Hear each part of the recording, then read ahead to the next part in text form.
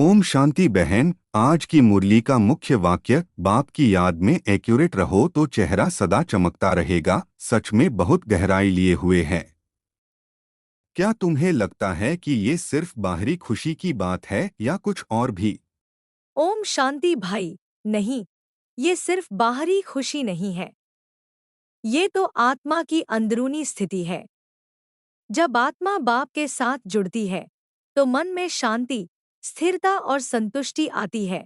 वही चेहरे पर चमक बनकर दिखती है। बिल्कुल सही कहा। लेकिन एक्यूरेट याद का मतलब क्या है? क्या सिर्फ बैठकर आंख बंद करना ही याद है? नहीं भाई, एक्यूरेट का मतलब है सच्ची, गहरी और लगातार याद। सिर्फ बैठने का समय नहीं, बल्कि पूरे दिन में हर कर्म करते हुए बाप को याद करना। हाँ, और मुरली में भी बताया कि याद में बैठने की विधि क्या है। अपने को आत्मा समझो, देह और देह के संबंधों को भूल जाओ। सही है, लेकिन यही सबसे कठिन भी लगता है, क्योंकि हमारा मन बार बार देह और दुनिया की तरफ खिंच जाता है। तो इसका समाधान क्या है? समाधान है अभ्यास, प्रैक्टिस। जैसे मुरली में कहा कि मकड़ी अपने जाल को समेट लेती है, वैसे हमें भी अपने विचारों को समेटकर एक बाप में टिकाना है। वाह, ये एग्जाम्पल बहुत पावरफुल है। तो जब हम इस तरह से याद में बैठते हैं तो सबसे पहला लाभ क्या मिलता है? सबसे पहला लाभ है विकर्मों की कट उतरना। आत्मा हल्की होती जाती है और अंदर का बोझ कम होने लगता है। और दूसरा बड़ा लाभ, अशरीरी अवस्था। जब हम देहाभिमान से ऊपर उठ जाते हैं तो दुख और डर खत्म होने लगते हैं। हाँ भाई, और एक और बात, जब हम सच्ची याद में रहते हैं तो हमारी बुद्धि भटकती नहीं है, एकाग्रता बढ़ती है। बिल्कुल। लेकिन आजकल सबसे बड़ी समस्या यही है कि मन बहुत जल्दी भटक जाता है। कभी मोबाइल, कभी काम, कभी रिश्ते। हाँ, ये सब पंचायत हैं, जैसा मुरली में बताया।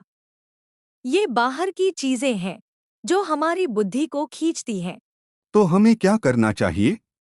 हमें बार बार खुद को रिमाइंड करना चाहिए, मैं आत्मा हूँ, ये शरीर नहीं हूँ। और फिर बाप को याद करना। सही है। और एक प्रैक्टिस बहुत अच्छी लगी, याद में भोजन बनाना और खाना। हाँ, क्योंकि जब हम बाप को याद करके खाना बनाते हैं तो वो भोजन भी पवित्र और शक्तिशाली बन जाता है। और फिर वो खाना हमारी आत्मा को भी शक्ति देता है। बिल्कुल। और एक बात जो मुझे बहुत अच्छी लगी, आप मुए मर गई दुनिया। हाँ, इसका मतलब है जीते जी दुनिया से डिटैच्ड हो जाना। लेकिन इसका मतलब ये नहीं कि हम जिम्मेदारियां छोड़ दें। बिल्कुल नहीं। हमें कर्म तो करना है, लेकिन आसक्ति नहीं रखनी। सही कहा। यही तो ट्रस्टी बनने का अर्थ है, सब कुछ बाप को समर्पित कर देना। और जब हम ट्रस्टी बन जाते हैं तो चिंता खत्म हो जाती है। हाँ, क्योंकि फिर हमें लगता है सब कुछ बाप का है, मैं सिर्फ निमित्त हूँ। और यही स्थिति हमें ईश्वरीय शांत में रखती है। सही कहा। मुरली में भी वरदान है, जो अपनी शान में रहते हैं उनकी परेशानियां स्वतः खत्म हो जाती हैं। हाँ, क्योंकि जब हम अपनी असली पहचान में रहते हैं तो बाहर की समस्याएं हमें डिस्टर्ब नहीं करती। और तब हमारा हर कर्म शानदार बन जाता है। बहुत सही। और एक और इम्पोर्टेंट पॉइंट, हम स्पिरिचुअल लाइट हाउस हैं।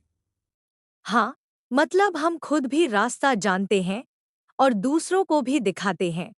लेकिन इसके लिए पहले खुद को मजबूत बनाना जरूरी है। बिल्कुल। अगर खुद ही डगमगा रहे होंगे तो दूसरों को क्या रास्ता दिखाएंगे। सही कहा। इसलिए पहले खुद की याद मजबूत करनी है। और फिर सेवा अपने आप होने लगती है। हाँ, क्योंकि जब हम खुशी में रहते हैं तो वो खुशी दूसरों तक पहुंचती है। और यही सच्ची सेवा है। एक और बात मुरली में बताया कि सबकी याद एक जैसी नहीं होती। हाँ, कोई 1 घंटे, कोई 15 मिनट और कोई 1 मिनट भी नहीं। तो हमें क्या करना चाहिए? हमें अपने समय को बढ़ाना है, धीरे धीरे अभ्यास से। और कंसिस्टेंसी सबसे जरूरी है। हाँ, रोज थोड़ा थोड़ा इम्प्रूव करना है। और अगर कभी मन नहीं लगे तो? तब भी बैठना है, क्योंकि यही पुरुषार्थ है। सही कहा। और अंत में क्या सार निकलता है? सार यही है, खुद को आत्मा समझो, बाप की याद में रहो, देहाभिमान छोड़ो, हर कर्म को योगयुक्त बनाओ, मधुरता और नम्रता धारण करो। और ट्रस्टी बनकर निश्चिंत रहो। बिल्कुल। अच्छा बहन, ओम शांति। ओम शांति भाई जी।